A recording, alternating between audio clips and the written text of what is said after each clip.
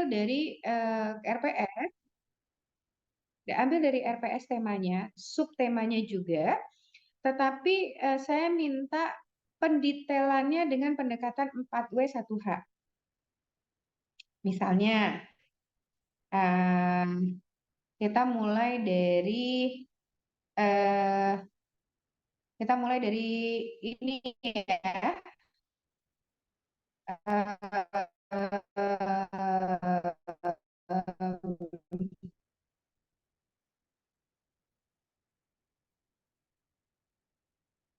Minggu depan. Nah, kelompok 1 itu ada kepribadian manajemen stres.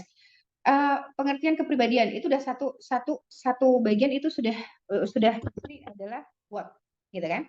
Tapi kalau namanya psikometrics, kita bicara psikometrics, ya, di dalam subnya itu kan ada psikometrics. Nah, di dalam sub itu ada psikometrics, maka kita akan berbicara apa itu psikometrik, ya. Lalu kapan sih dibutuhkan psikometrik pada saat kita analis di dalam organisasi, dan di mana posisinya, siapa yang melakukannya, atau di mana itu siapa yang melakukan. Ini fleksibel ya. Lalu psikometrik itu bagaimana cara melakukannya. Nah, itu adalah satu subbab yang akan dipresentasikan oleh teman-teman. Nah, subbab yang lain juga begitu, 4W1H. Referensinya jangan lupa ya. Jadi nanti di makalah pasti akan ada menggunakan referensi.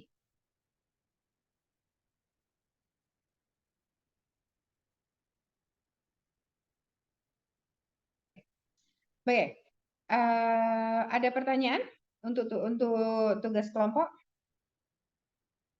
Yang membuka kamera di saya baru ada 7 orang. Selebihnya saya belum melihat buka kamera.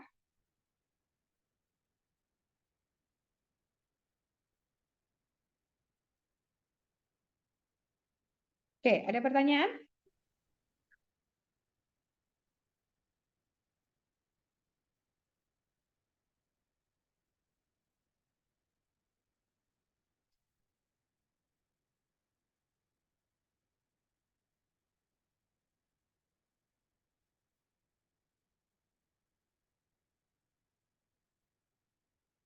Tidak ada? Oke, kalau tidak ada saya udah anggap sudah clear ya. Baik.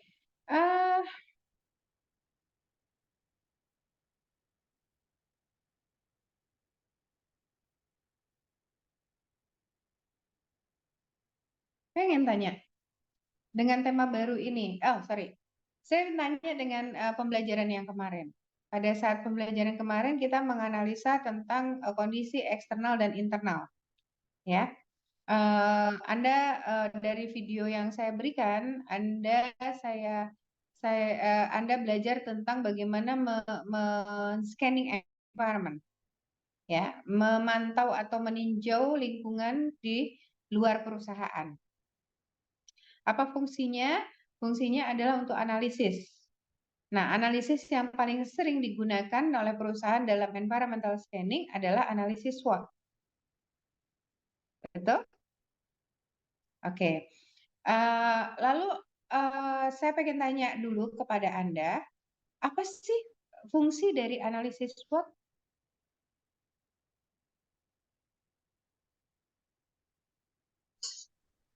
Izin jawab, Bu. Untuk mengetahui kelemahan, terus kekuatan, terus dari suatu perusahaan tersebut supaya bisa supaya bisa menganalisis yang akan dilakukan selanjutnya gitu. Aleika ya? Iya. Oke. Untuk menganalisis apa Pak tadi? Untuk menganalisis apa selanjutnya yang akan dilakukan perusahaan supaya dia bisa memajukan perusahaan tersebut. Langkah selanjutnya.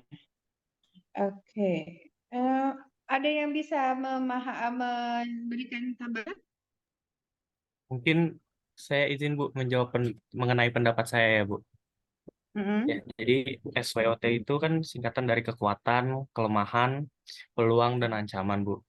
Jadi saat perusahaan ataupun organisasi melakukan analisis SWOT, mungkin dari Departemen Pemasaran perusahaan tersebut itu melakukan analisis yang melihat secara internal dari kekuatan dan peluangnya, dan juga secara eksternal itu melihat kelemahan dan ancaman yang akan dihadapi perusahaan, sehingga dapat mengambil langkah selanjutnya apa nih yang ingin dilakukan perusahaan ke depannya.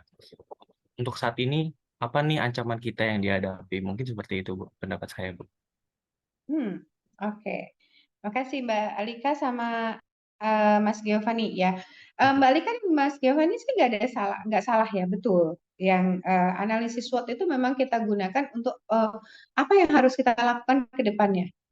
Itu akan jadi dasar analisa dari pimpinan perusahaan untuk melaksanakan untuk mengambil keputusan atau memilih strategi apa dalam menjalankan kegiatan organisasi untuk mencapai tujuan si organisasi ya. Nah, analisis SWOT sendiri memang terdiri dari 4, strength, weakness, opportunity, and threat ya. Nah, kenapa kita pelajari analisis SWOT dan analisis SWOT itu dibilang sebagai environmental scanning? Karena dalam analisis SWOT kita juga melihat apakah pengaruh-pengaruh di dalam organisasi maupun di luar organisasi itu akan menjadi ancaman bagi organisasi untuk mencapai tujuan. Itu yang pertama. T dulu yang di belakang malah justru. Ya. Kenapa T-nya dulu? Bukan strength-nya dulu kita. Karena pada saat kita berbicara strength, berbicara kekuatan di dalam diri kita, maka kita akan selalu lupa apa sih yang akan mengancam dari kekuatan ini. Memang sih di dalam kuadran itu strength-nya adalah urutan pertama.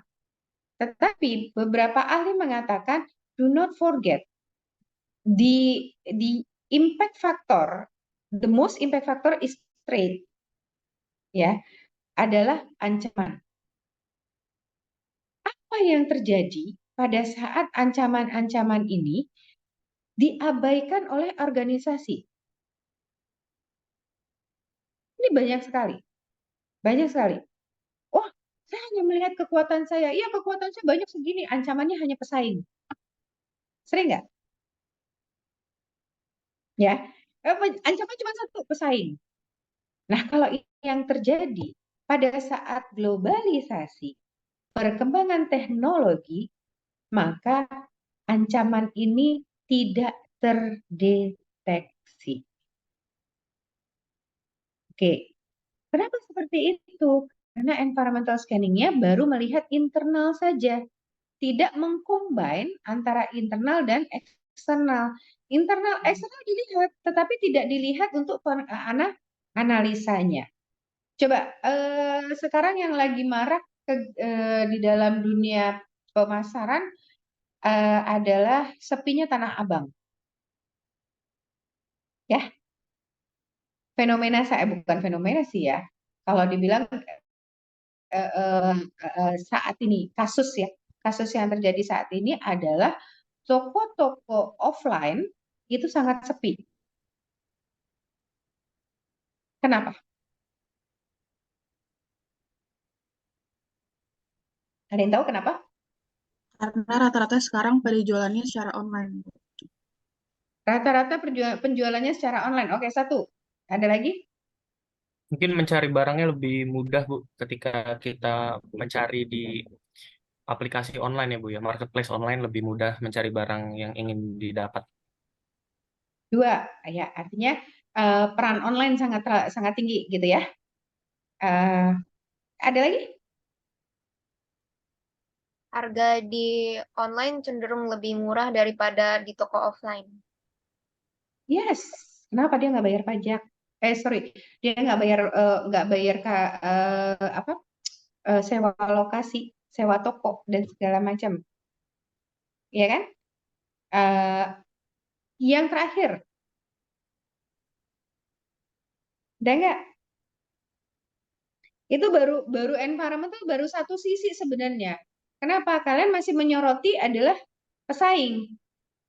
Yang kalian soroti adalah pesaing, yaitu toko offline. Kalian lupa bahwa masyarakat itu punya perilaku. Kalau kita bicara marketing, kita tidak bisa melepas dari perilaku. Kalau kita bicara organisasi, maka perilaku itu bukan hanya milik di dalam organisasi, tetapi juga di luar organisasi. Kalian tentukan target pasar kalian. Iya, kalian sudah tentukan target pasarnya. Tetapi kalian lupa menganalisa perilaku target pasar Anda seperti apa. Kalau target pasar Anda adalah pedagang, ya, target pasar Anda pedagang, maka Anda harus turunkan lagi. Jangan cuma target pasar Anda yang Anda analisa. Kenapa?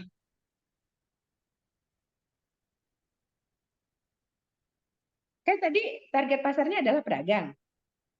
Ya. Kenapa saya mengatakan yang dianalisa bukan hanya pedagang yang sasaran kita.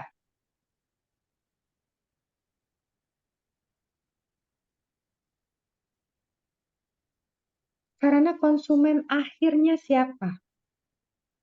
Itu yang perlu dianalisa. Jadi kalau produk kita baju, maka kita lihat perubahan yang terjadi di dalam tren penjualan baju itu apa.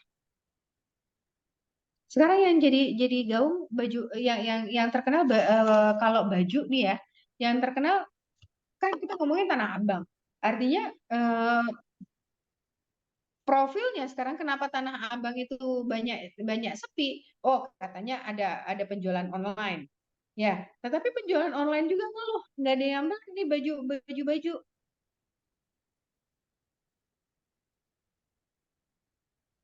Ayo, kenapa tuh? Oh, ekonomi lagi sulit, Bu. Ya, oke. Artinya ada sisi eksternal yang harus kita perhatikan. Pada saat kita ekonomi sulit, maka bagaimana strategi apa yang kita up supaya barang kita masih tetap ada yang beli? Itu kan? Jadi jangan cuman pesaingnya saja. Kalau Anda tadi mengamati pasar online itu adalah pesaing. Ya, ingat, ini yang sering kali terjadi. Trade di dalam analisis SWOT itu selalu yang dilihat adalah pesaing. Padahal ancaman itu bukan hanya dari pesaing. Scanning lagi environmental makronya, regulasi, kondisi ekonomi. Oke? Apa lagi? Teknologi.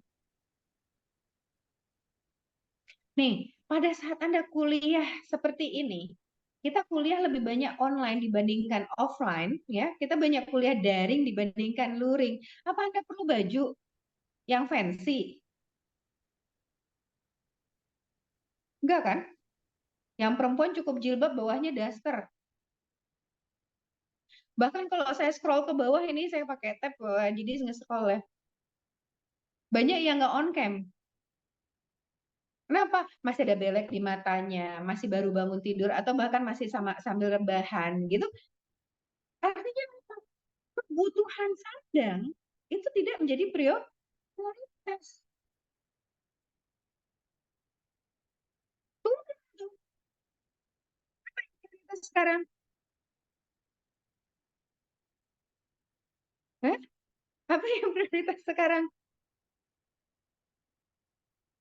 Kuota, bener nggak? Kalau enggak tuh kayak teman-teman kamu sebentar keluar, sebentar masuk, tuh notifikasinya ada di layar saya. Bentar keluar, bentar masuk. Itu kan yang kuotanya. Salah beli paket atau salah beli SIM card gitu kan. Dia tidak menganalisa saya tinggal di sini apa ini apa SIM card yang kuat jaringannya di rumah. kalau saya mau belajar secara optimal. Nah, itu kan analisis SWOT.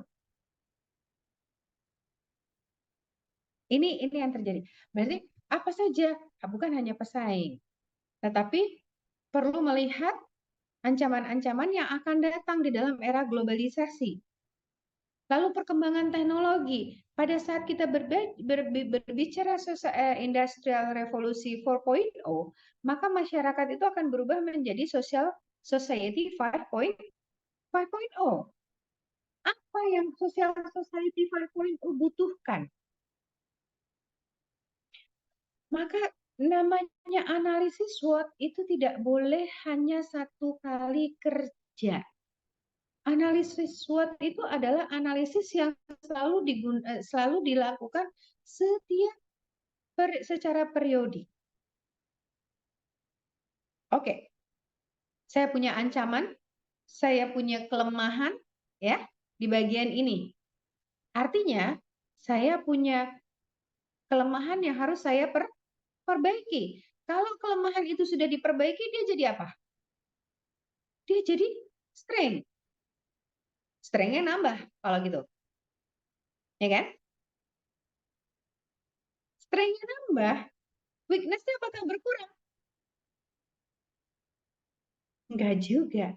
Kenapa? Begitu Anda scanning lagi, Anda akan mendalami, oh iya, saya kemarin lupa bahwa ini juga kelemahan saya. Saya kemarin pada saat sekolah di SMA luring, saya bangun pagi itu nggak masalah bagi saya. Tapi sekarang begitu kuliah banyak offline, banyak daringnya, susah banget bangun pagi. Nambah kan weakness-nya. Maka analisis SWOT itu lebih bagus diadakan secara periodik. Ya. Nah, opportunity pasti itu akan lebih banyak juga. Nah, trade itu tidak hanya dari globalisasi, tidak hanya dari social society, ya, perilaku masyarakat yang ada di dalam lingkungan organisasi, tetapi juga ada teknologi. Lalu apa lagi? Apa lagi?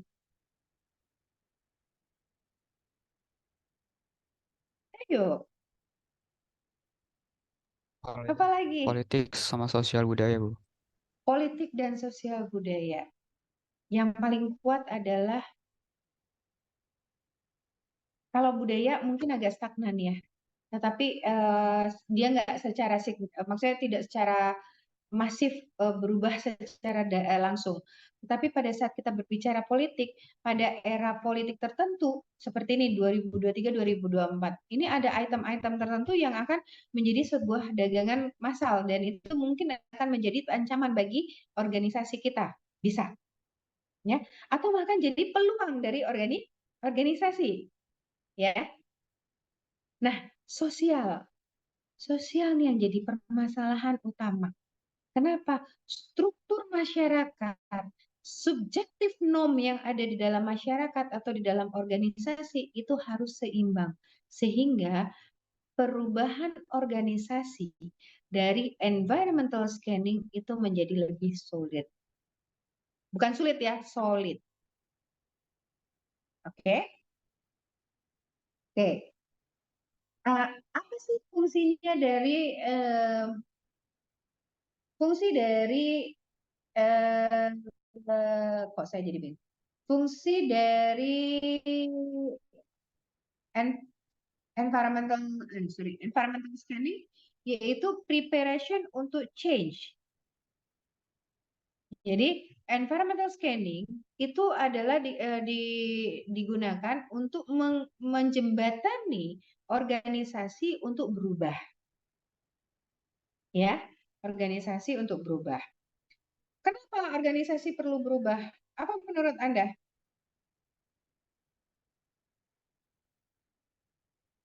Menyesuaikan dengan lingkungan, Bu, agar bisa tetap bereksistensinya. Eksistensinya, oke, menyesuaikan dengan kondisi lingkungan, ya, agar dia tetap bisa mencapai tujuan dari organisasi. Ya, nah, perubahan dalam sebuah organisasi itu akan memakan waktu sangat besar, memakan waktu yang sangat lama. Kenapa? Karena dalam sebuah organisasi yang berubah tidak hanya sekedar teknologinya. Kalau teknologi hanya mengandalkan teknologi yang berubah atau mengandalkan sebuah sistem berubah, maka kita hanya memberikan sistem, memberikan teknologi kepada organisasi. Contoh, karena berhubung perusahaan kita akan base-nya adalah sistem informasi berbasis sistem informasi teknologi, gitu ya, maka seluruh jajaran seluruh staf akan diberikan Mac Air. Selesai kan? Semua komputer yang ada di organisasi kita akan diganti menjadi MacBook misalnya. Selesai? Apakah sampai di situ? Kenapa? Mbak Brenda geleng-geleng kenapa? Kenapa nggak sampai di situ? Kan selesai tadi perubahan teknologi. Dari yang pertama awalnya cuma dikasih AMD, AMD-nya pun AMD yang mungkin AMD 5 atau IBM deh, IBM Intel 1 misalnya gitu kan. Sekarang MacBook atau MacBook Air atau apapun itu. Nah, selesai kan? Tujuannya perusahaan tercapai kan? Pembaharuan teknologi. Selesai nggak? Belum, Bu. Belum, Bu. Apa kenapa? Kenapa kok belum? Penyesuaian lebarnya belum selesai. Masih tahap ya menyesuaikan sama teknologi barunya. Tenaga kerjanya. Tenaga kerjanya. Oke, ya, menggunakan teknologi tadi jangan dilupakan. Ya kan? Teknologi boleh canggih. Tapi kalau si organisasinya bukan pembelajar, oke, kita ngomong organisasinya ya. Organisasinya bukan pembelajar, dan si karyawannya bukan orang yang suka belajar, maka beban organisasi akan sangat kuat dalam proses perubahan. Apa itu organisasi pembelajar maupun saya suka kebalik-balik. Oke, what is learning organization sama organizational learning? Ada bedanya nggak?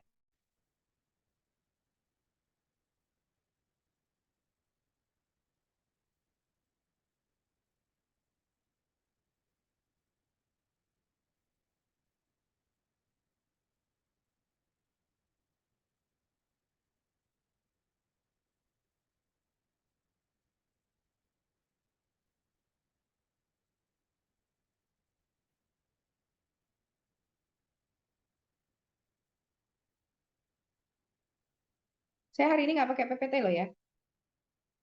Ayo, saya cuma diskusi. Apa itu learning organization dan organizational learning?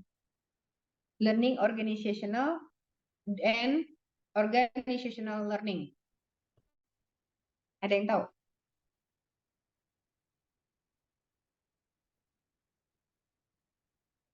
Learning organization and organizational learning. Kalau organizational learning itu merupakan sebuah proses, Bu. Kalau learning organization itu hasil maupun keadaan yang dicapai oleh organisasi tersebut. Dicapainya seperti apa? Dicapai dengan cara pembelajaran tadi, Bu, dari organizational learning. Oke. Actually kalau dari sisi bahasa, kalau kita bicara sisi bahasa terlebih dahulu ya. Learning organization adalah sebuah institusi pembelajaran. Ya.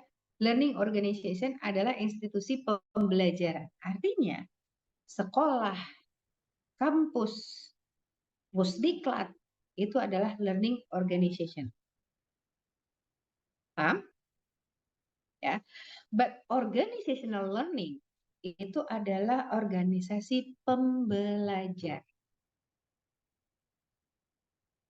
Jadi di sini, di dalam organizational learning, organisasi selalu melakukan renewable knowledge atau pembaharuan pengetahuan. Organisasi selalu mendorong anggotanya untuk bergerak kreatif, mengembangkan dan eksplorasi apa yang dimiliki oleh staf. Oke. Nanti kalau ada punya bukan ada punya waktu, saya minta Anda mencari bukunya Stephen lidahnya kok lupa. 7 Habit Effective People. Ya. 7 Habit Effective People. Nanti cari itu judulnya. Oke. Di dalam organizational learning, saya nggak akan bahas learning organization ya. Karena kita tahu kalau learning organization itu adalah sebuah institusi atau lembaga atau unit atau apapun itu yang memang menjembatani orang-orang untuk belajar. Oke, menjembatani orang-orang untuk belajar.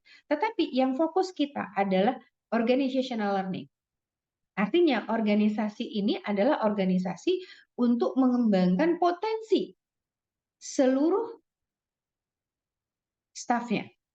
Oke, dia tidak bentuknya jadi gini, learning organization itu pasti organizational learning. Tetapi tidak semua organisasi adalah organizational learning. Kalau Anda organisasi itu ingin maju, maka dorong budaya organisasi itu menjadi organizational learning. Oke. Kenapa? Pada saat kita berbicara organizational learning, maka peran manajemen itu adalah untuk mendorong orang lain untuk mengembangkan ilmu yang dimilikinya. Ilmu tadi, apakah milik orang yang difasilitasi oleh organisasi? Tidak. Kalau dia hanya dimiliki oleh orang yang difasilitasi organisasi untuk belajar, maka perusahaan tadi belum organizational.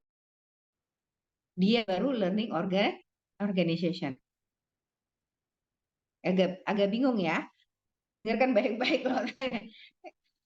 Kalau Anda manajer, Anda suruh orang berangkat kuliah untuk pengembangan diri si karyawan. Oke? Maka saya coba buka whiteboard ya.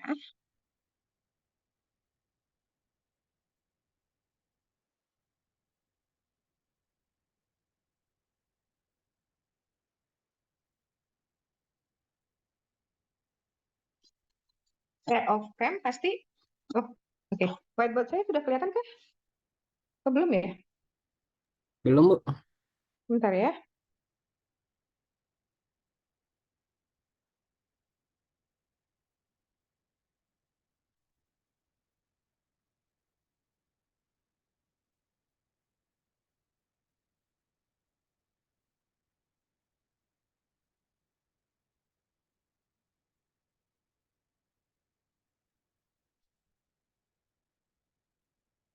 Oke.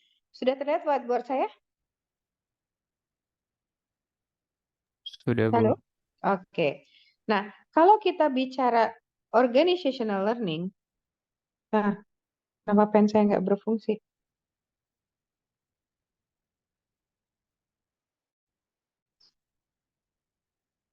Kalau kita bicara organizational